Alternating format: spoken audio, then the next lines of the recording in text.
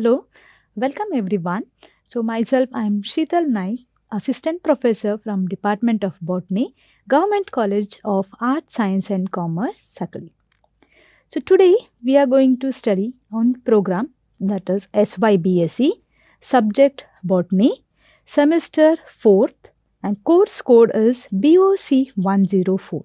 Course title is Plant Physiology.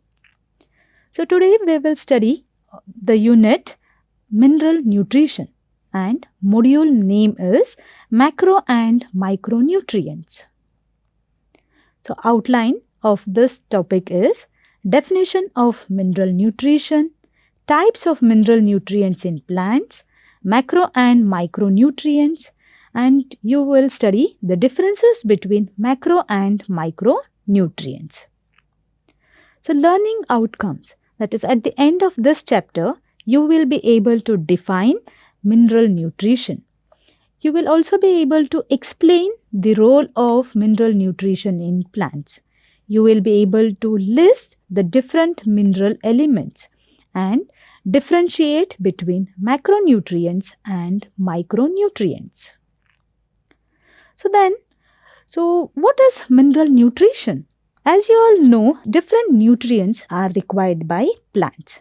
So the chemical elements present in minerals which are essential for metabolism, growth and development of plant constitute mineral nutrients, and these are obtained by plant roots from the soil in the form of inorganic ions. So the study of acquisition of mineral nutrients by the plants and their role in plant metabolism is called mineral nutrition of plants.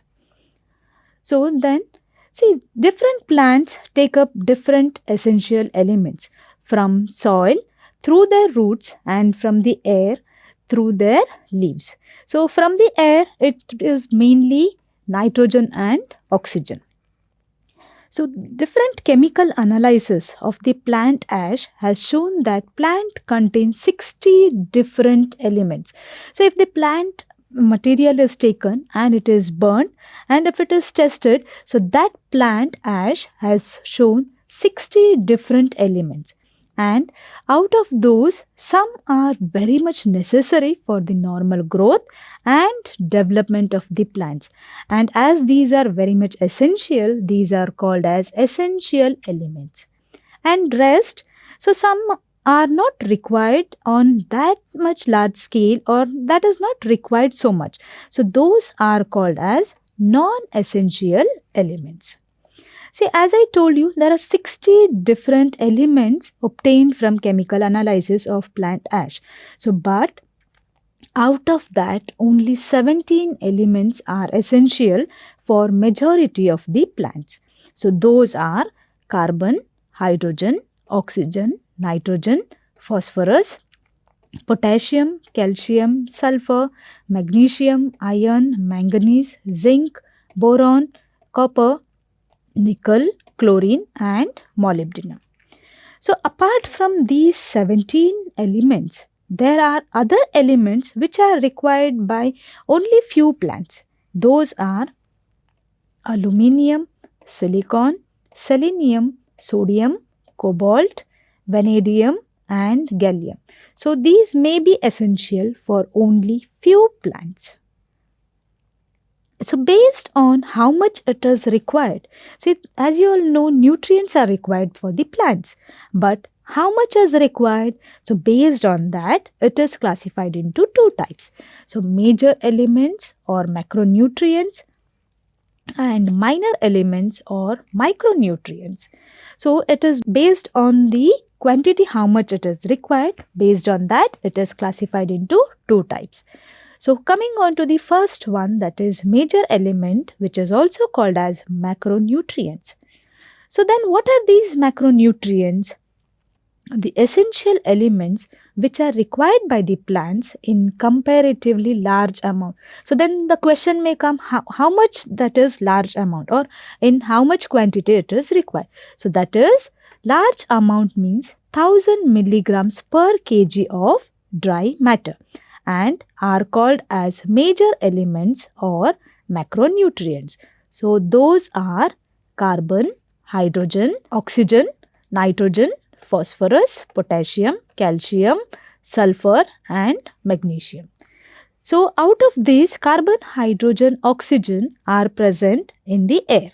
NPK are primary macronutrients which are very much essential, and calcium, sulfur and magnesium are secondary macronutrients. So then coming on to minor elements or micronutrients. So the essential elements which are required in very small amount, that is less than 100 milligrams per kilogram of dry weight, is called as micronutrients, or these are required by the plant in traces. So those elements which are required in small amount are called as minor elements or micronutrients.